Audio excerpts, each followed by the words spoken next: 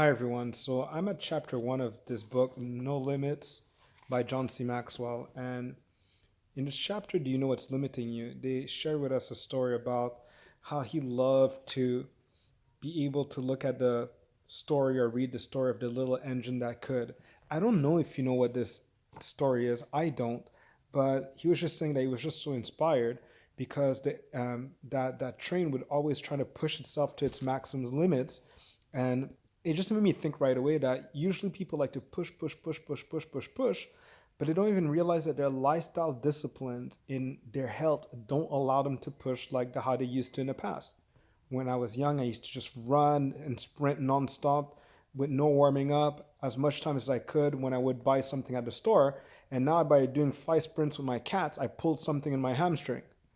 Well, if I actually developed a discipline to be able to play with my limits, then there wouldn't be any problems with that. But obviously, that light injury was a reminder of that. So today I have incorporated the necessary things that I need to do to have a preventive strategy to that type of injury. So it happened for me, and that injury didn't happen to me. But with this playing with the limits ability, like with stress and with doing more at work, family life, finances, pushing yourself harder with training, we end up being burnt out at trying to do better. We feel like there's all these things like, I have to do it, I have to do it because it's like politically correct to do it. But in the end, it just ends up burning us out because the way we're living our lifestyle and the fact that we're not paying enough attention to the internal validation of what's going inside of our bodies, the very thing that enable us to stretch out our capacities, we're burning out those same things through the lifestyle that we're not able to put into our life. We're not sleeping enough. We're not eating the foods that have the nutrients necessary to rebuild our body the way it is. The foods that support the immune system, the brain health, the gut health. We're just going with taste and what used to feel good in the good old days. So now when we're talking this book about increasing your capacity, very important for us to realize that you got to be able to handle the fact that you even want to increase your capacity. So everything requires a certain discipline. And that's what some people don't realize, that sometimes there's no need to try to increase your capacity if you're not going to be doing something more with it, something at least even more meaningful to you. So even being politically correct that, yeah, I guess I need to improve my health, yeah, I need to go to the gym, if there's not something more that you want in your life that's really meaningful, then deep down your system knows that you're not going to do anything with it. There's no real motivation that's going to pull you to do it. So do you really believe that you could do more? And if yes, what are you willing to do to make that happen? The fact that you're going to do something so amazing, you could visualize it happening, everything that you're going to do in between that to get there will not be a burden. I love the story that they shared here. There's a boy who went fishing with an old man, and basically they were fishing, and the boy finally caught something. And the old man was so happy. He's like, "Oh my goodness, you got a super huge fish! Oh my goodness!" And the boy's like, "Yeah, I know, nice, huh?" The boy unhooked it and threw it back in the water. So the old man was like, "What are you doing? Are you out of your mind?" And the boy answered, "Well, at home, all I have is a 9-inch pan, a very small pan. It can't fit that size of fish, so why bother?" And he threw it back in the water. So, our goal here while reading this is just to make sure that these limitations that we kind of set in our own minds ahead of time have a lot more power over our outcomes than we actually realize. When we don't even bother trying or burn ourselves out doing the same thing, they both lead to us not being satisfied with the effort we put in and what we're getting in and what we're getting from it. Sorry about that. Now, there's a strategy that they mention here, and I kind of feel like it doesn't always work. There's a story where there was like these boys, and they always felt like they wanted to kind of like see what was on the other side of a huge wall. And one day, some boy said, "You know what? I'm tired of just trying to imagine what's there. I really want to see what's on the other side of that wall." So he threw his cap on the other side, and he was like, "Well, I have no choice to go over that wall to go see what's there." The two other boys that were with him was like, "What are you doing, man? Like, oh, I can't believe that." But when they saw their friend went, they're like, "You know what? We kind of want to see what's on the other side of the wall too." And they threw their hats above the wall also, and they both had to go and see what happened. Now, personally, I know that doesn't always work because that's how I ended up being in very bad financial situations where I threw all my wallet across the wall to invest everything I had into personal development because I noticed that when I started this, I noticed so much things that I didn't know about myself that were true. That I was like, oh my goodness, I need to, sell everything I have and for sure everything's going to work out. I was so naive. Things will eventually work out, but not in the way that I had in my mind. I don't learn at the same speed as people. Like I really swim into some in the information, and you could call me like a late bloomer.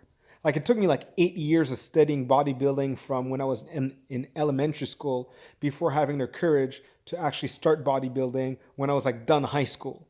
But it stayed with me till this day.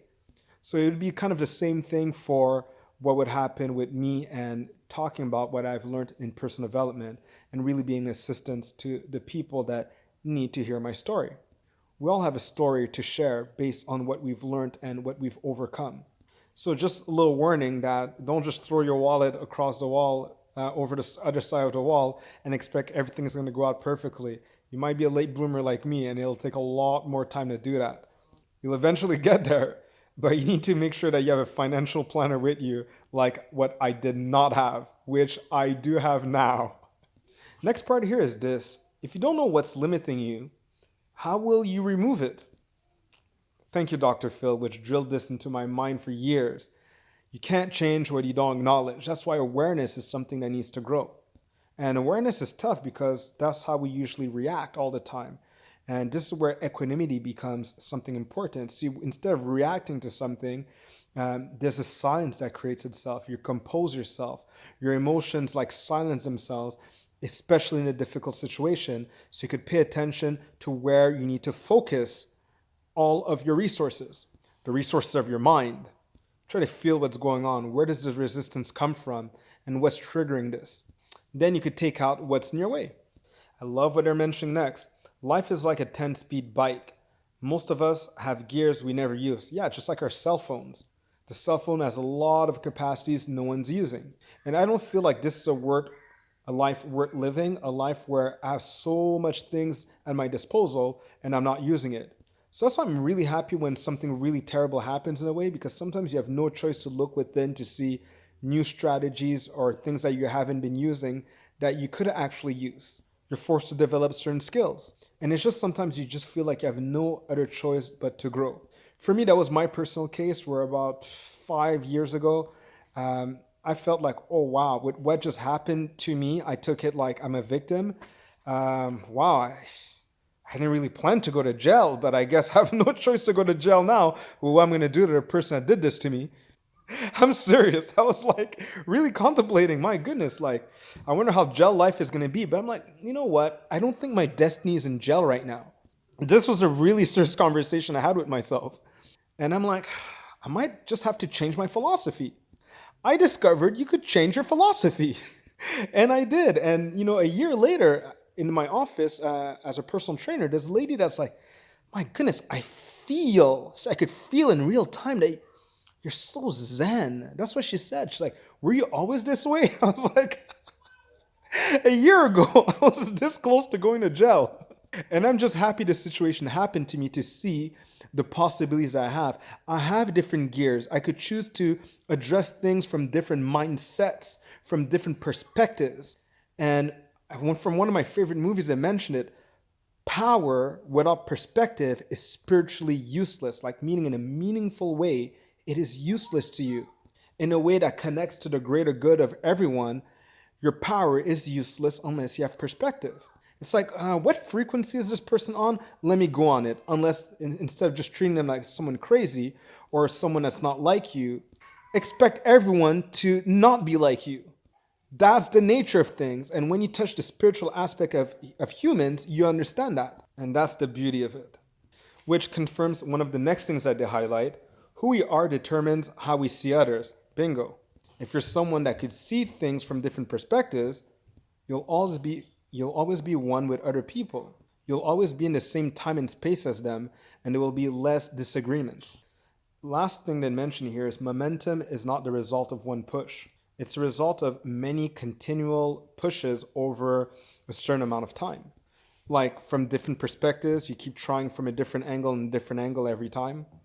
So it's more like your resilience to keep trying in an intelligent manner where you're not, throwing all of your marbles or all of your resources in one direction.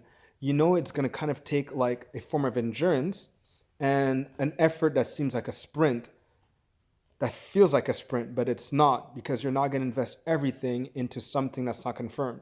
A story after that is as I was doing my time as a security in a mall, there was a lady once, she was like, "Why? I need your big muscles," because I certainly had muscles. And I'm like, "Okay, you need my muscles?" She's like, "Yeah, I need to open my door. It's stuck." I'm like, "The best muscle I have is my brain." I went there and I looked. I'm like, "Do you have a little mallet hammer?" And she's like, "Yeah." I took it because I noticed like instead of like I put a certain amount of effort, and I'm like, I'm not going to use more effort than that. I took that mallet, I just hit one little spot. I noticed where I need to put all my effort, and I unlocked it in one shot. Meaning, I was able to use different intelligences, different perspectives, so that it was an efficient effort into being able to solve a problem. If I used the same perspective as her and tried to use all my muscles, I could have injured my hand, I would have burnt myself out. But instead, I just choose to see how many different perspectives can I address this from, and I found the most efficient one. So this is a principle about continual pushes in different directions so that you could kind of just flow and avoid burning yourself out. This is why people burn themselves out. They have so much other perspectives in which they could address certain situations and they're not using them. So I'm just sharing this with you so that you don't frustrate yourself with the reality that, hey, you know what? It's been a lot of years. I've been trying to keep my weight steady and it hasn't worked. I've been trying to maybe make more money and it hasn't worked. Maybe I'm not looking at this from all the perspectives that I can, so I could find the most efficient way to be able to get to what I want with no judgment on myself and with no attachment to a specific way it needs to happen. Is it possible I haven't addressed this from the right angle yet? From an angle of, hey, I get to do this. This is like the most exciting thing in the world. Because we're so focused on what we hate doing and what we don't want to do. It makes any experience something that you want to avoid at all costs. So every time you have to think about what you have to do, you're just creating enormous amount of tensions within your body, your mind, and it just ruins your system from within. Your system wants to be excited for what it does, and it wants to feel like validated as being competent for what it's about to do. So always focus on what you get to do and make sure you know where to apply your effort. Next, we'll touch blow off the caps that limit your life. Till the next presentation.